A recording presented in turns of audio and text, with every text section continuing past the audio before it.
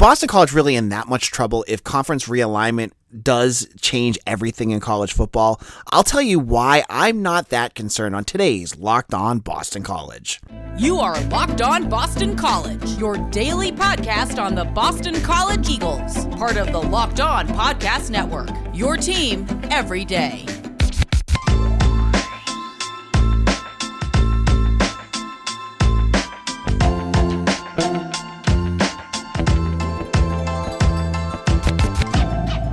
Locked On Boston College, AJ Black here. We're going to talk about conference realignment again. On Friday's show, we dove into why the ACC could be in trouble. And on today's show, I want to dive into a lot of the comments that many of you have brought up on the YouTube page on Locked On Boston College and on our Twitter page about the future of Boston College. Will this newest round of conference realignment officially bump Boston College out of the Power 5 elite groups and down into the depths of whatever? And where will Boston College end up when all of this newest round of changes happen? Will they end up in a good conference or will they not? That's going to be our topic for today's show. So when I recorded this podcast on Friday, we talked about the new move of UCLA and USC stunning everyone and heading to the Big Ten. Now, this is going to start the latest rounds of dominoes, and the Big Ten says they're not done. The Pac-12 obviously is going to change, and you know the SEC isn't done. And in the end of the day, what does this mean for the ACC? Now, the ACC has stood pat. Jim Phillips seems to just kind of be fiddling his thumbs, not really doing a lot in terms of, public stuff right now with all this going on, but there's rumblings going on that could impact Boston College, right? So the first thing I want to talk about, will Boston College be relegated to the depths of like a G5 program? And my answer to that is absolutely not. They will not. Now, there's going to be changes that are going to go on in college football. And BC could end up, I think, in one of two places, and this is where this conversation is going to go. First of all, the first place they could end up is just sticking with the ACC. Now, for me, on Friday's episode, I had predicted that I think that the way college football is going to go is it's going to go to a northern group and a southern group, with basically the Big Ten being the northern group and the SEC being the southern group. And those conferences are going to run kind of like the NFL. They'll be like the AFC and the NFC, and you'll have, a Western group and a Midwest group. It'll all kind of work itself out, but in a way that'll make a lot of sense. It will bring different rivalries about. It'll bring more fresher matchups, things like that. Now, if the college football system goes that way, will Boston College be invited to that Big Ten out? You have to be insane to think that they won't be.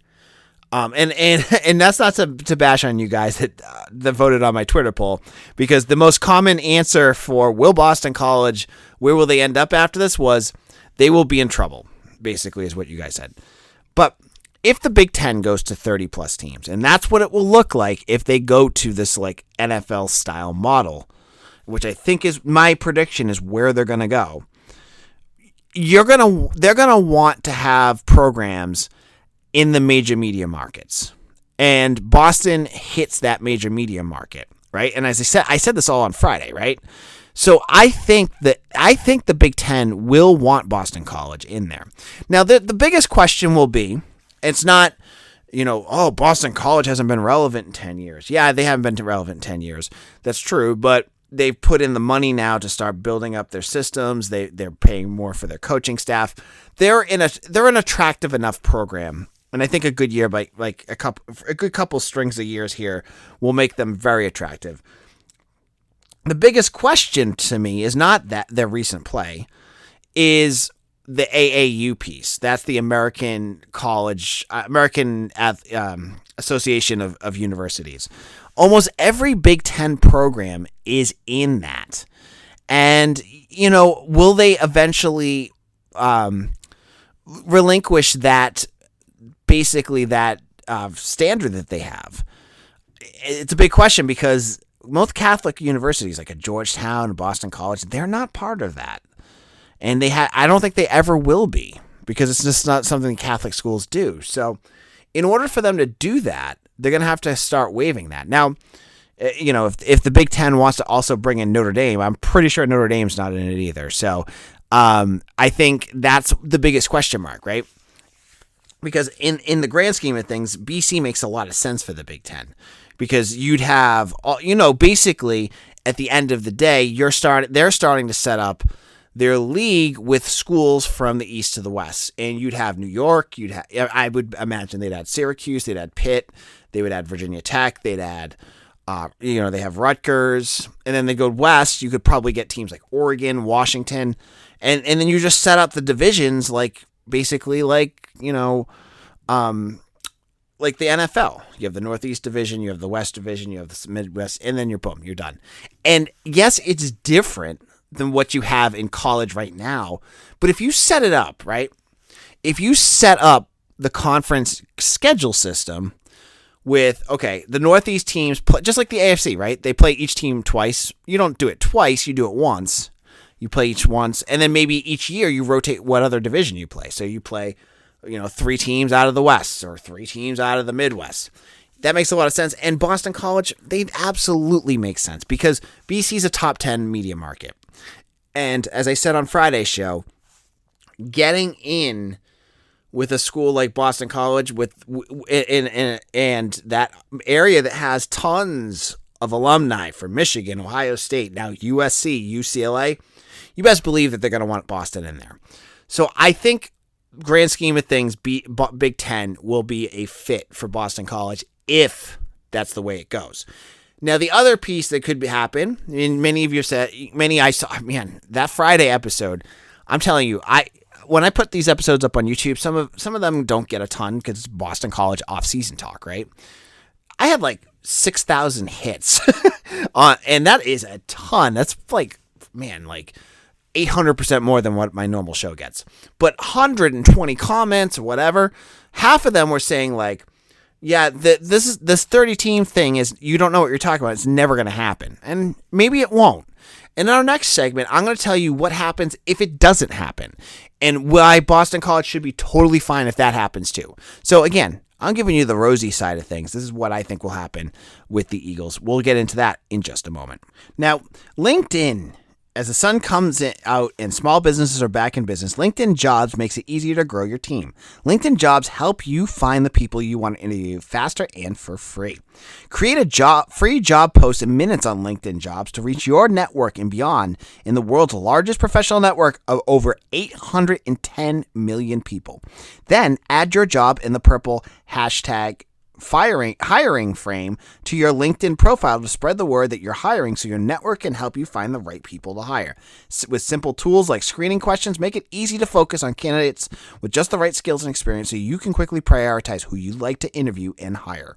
It's why small businesses rate LinkedIn Jobs #1 in delivering quality hires versus leading competitors. LinkedIn Jobs helps you find the candidates you want to talk to faster. Did you know every week nearly 40 million job seekers visit LinkedIn? Post your job for free at linkedin.com/lockedoncollege. That's linkedin.com/lockedoncollege to post your job for free. Terms and conditions do apply. This is Locked On Boston College. AJ Black. I am now a little bit of site news here. For those who don't follow me on Twitter, I announced on Saturday that I am the new editor of Eagle Insider, part of the 247 network. 247 Sports. If you want to check it out, it's super easy. Just Google Eagle Insider. We have a rocking message board for any of you who are not part of it yet. I hope you join us there. And I'm going to give you great insight. There's going to be a ton of premium content, even more than what I had at SI, with lots of recruiting news and insight and analysis that you're going to want to get. And then there's free news too. So even if you don't want to pay, if you're not that type of person, I hope you do consider to become a member. There is free stuff that, just like you got at SI, it's basically my opportunity to take over a site and really push it to the limit. And I think there's a ton of BC fans on this site that if you have not joined up yet and joined the message boards, there's a lot of interaction there that you could do. So check out Eagle Insider, my new gig that I just started last week. So We're talking about Boston College here. And I'm addressing a lot of the Chicken Littles naysayers that are very concerned. I don't want to call you Chicken Littles. That's being a little rough on you, because I think you do have some valid concerns. I'm just telling you where I see things, and you could disagree with me. That's totally fine, right? So the first segment I said, what happens if the college football universe gets turned on its head to 30 teams per conference, these two major conferences? Would Boston College be part of that? And I said, absolutely, yes, they would be. And this is where they'll end up. Okay? That's for part one. Now, what happens if the mega conference thing is just in my brain? It's not something that actually happens. And maybe they go to 4 conferences. Maybe they stick with 5 and, there's a little bit of adjustments. Maybe the Pac-12 goes and gets, Fresno State or Colorado State. They add a few teams here or there, and then things kind of just stick with what they're at. Will Boston College be safe? Yes. I think they would be. Obviously, if the ACC is the same as it is now, they are going to be fine. But the bigger question is, so what happens if Florida State and Clemson, what happens to them if Florida State and Clemson go, you know what, this exit fee, who gives a crap? We're going to go to the SEC anyways. They're going to pay us more. We can cover that. That's no big deal. We're going. What happens to the ACC then? That's where things get a little sticky, right? Yes, BC would still be fine in the ACC, but is the ACC the same? It's a little toothless, right? If you're missing Florida State and Clemson, or maybe Florida State, Clemson, and maybe they take UNC or something like that, then all of a sudden this conference it looks kind of like the Big 12, kind of like the Pac-10, and then all of a sudden you're thinking to yourself, okay, yeah, we're still in a bigger conference, but the conference doesn't have the power that it once has. It doesn't have the draw. You don't have the playoff caliber teams. So I think that is the biggest concern for me. I think overall, Boston College is going to be in a major conference. They're not going to get knocked down to be an independent. They're not going to end up in the UMass or UConn situation. That will never happen. My bigger concern is that what happens if Clemson and Florida State leaves and the ACC sticks around. What does Boston College do then? That's when, because if Clemson and Florida State leave, that will get the rights of that contract with ESPN up.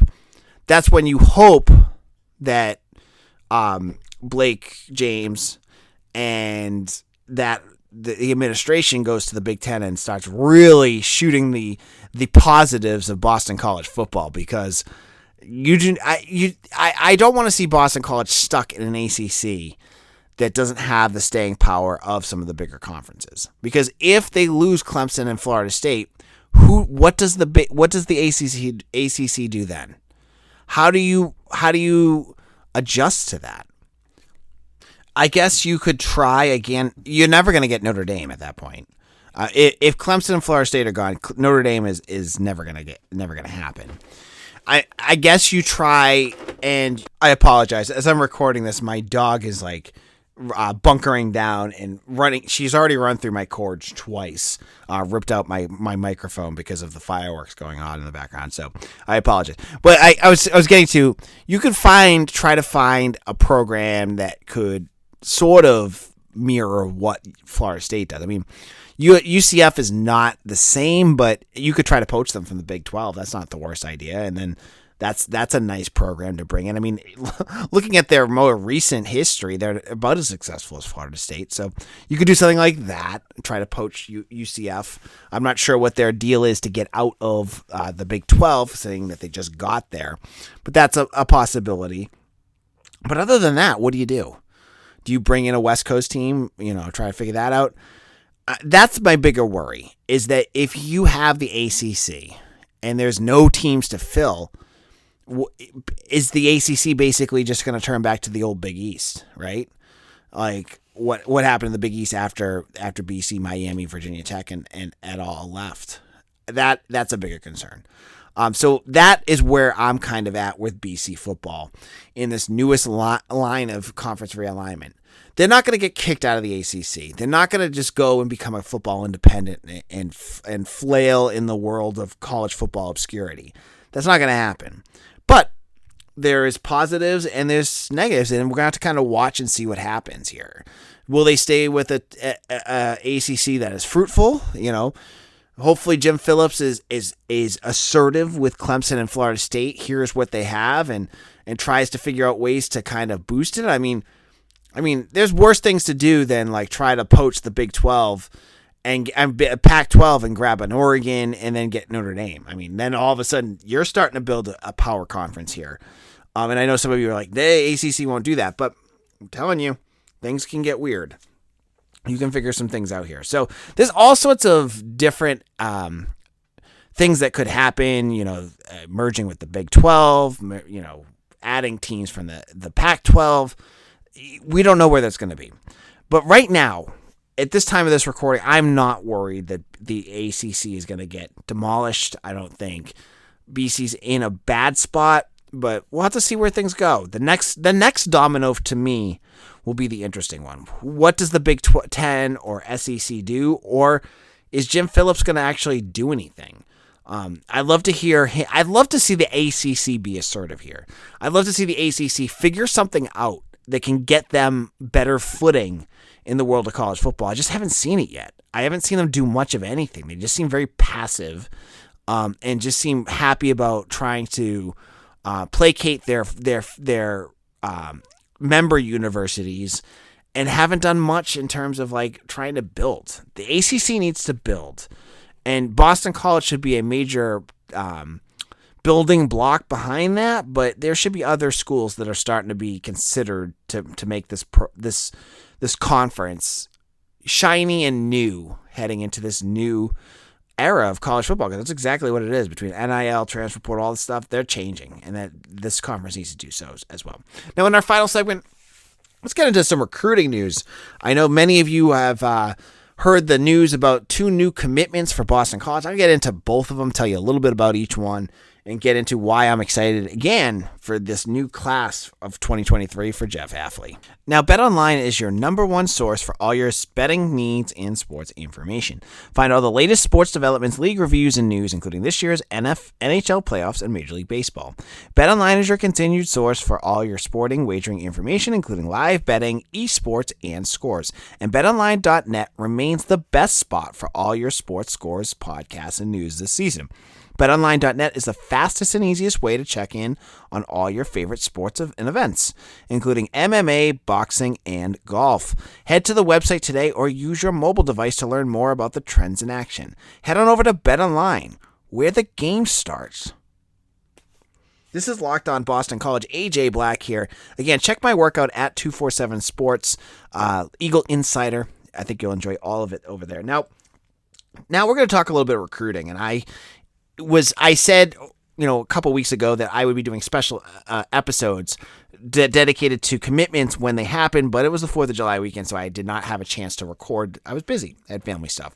But BC landed 2 commitments over the weekend, and there's another silent commitment that has yet to be announced. The first commitment that came up was Antonio Cotman, a 3-star defensive back from Life Christian Academy in Virginia. This was a big-time get for BC. He's a 6'2 defensive back with loads of offers and was one of the highest-ranked recruits in the state of Virginia, according to 247.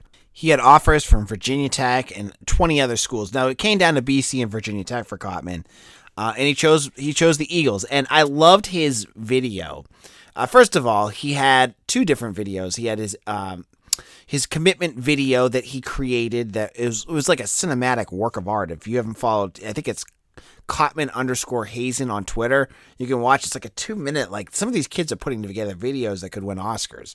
Very nicely done, and it explains at the end why he chose Boston College. You can check that out. But his video that he created, that was posted of him at his commitment ceremony, he has all the hats lined up in front of him. And, you don't get tons of hat ceremonies for BC. And there's BC, there's Virginia Tech, there's a few other schools. I think Maryland was on there. And he starts it off and he puts on Virginia Tech's hat. And the woman next to him, I'm not sure who it was, takes the hat off, of the Virginia Tech hat off, and like spikes it on the ground. I was like, oh boy, that was quite the move. You don't usually get a lot of that.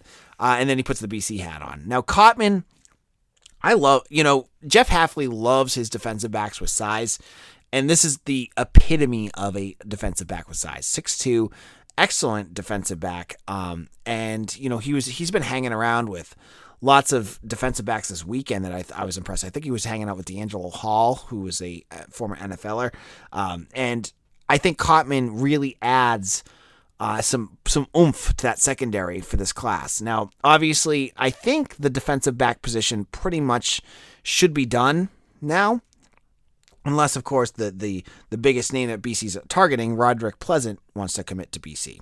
He's the last one I would keep an eye on. He's that 4-star defensive back from California who set track records in the 100 and 200 meter dash. He has BC in his final grouping, so he could be someone to watch for. The second commitment over the weekend was linebacker Falae Poa from Bishop Gorman, Nevada. I've tried my best. Hopefully I got his name right. Now, this is the first linebacker for the class of 2023. And this kid is 6'1", 215, so good size, but good speed and versatility. Love this kid's profile. He talked to me after his commitment for 247 and talked a lot about how BC has everything, what you want as a football player. Whether it's the coaching staff that could get you ready for that second level, getting to the NFL, preparing you, helping you develop, or that they have the academics to really help you succeed if you're not an NFL player. So he's a perfect fit. He's got that mind frame, and he's the second Samoan player in the last 2 years. They had Sione Hala, who was in the Polynesian Bowl last year as well from John Bosco, and this is the second Samoan player that BC has landed.